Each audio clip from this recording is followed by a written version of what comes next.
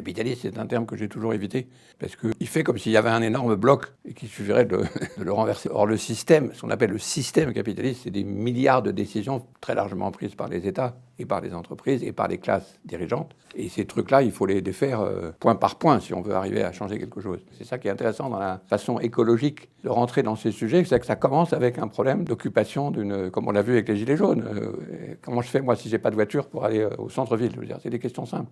Et de fil en aiguille, ces questions reconstituent à la fois des fronts d'alliance, parce que s'intéresser au transport public, c'est pas simplement les Gilets jaunes que ça intéresse aussi plein d'autres gens. Donc chaque sujet est différent, ça c'est aussi un autre problème.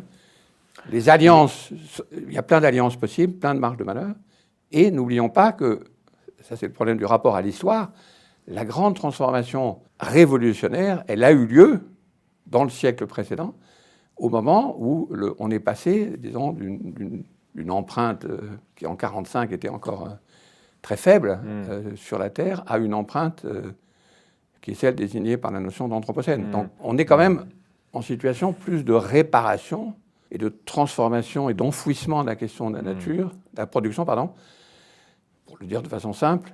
Et donc il faut s'intéresser à ces problèmes d'orientation de l'action. Le fait que chaque question soit géopolitique, c'est très compliqué à comprendre dans la perspective classique. Parce qu'avant, il y avait une distinction entre la politique intérieure et la politique extérieure. Et maintenant, vous vous intéressez au soja, vous dites je mange du soja ou j'arrête de manger du Nutella, vous faites de la politique, la géopolitique. Vous fermez, vous ouvrez des marchés pour des boîtes, etc. Et encore une fois, avec la menace massive de domination des Américains, des Russes, les choses géopolitiques classiques.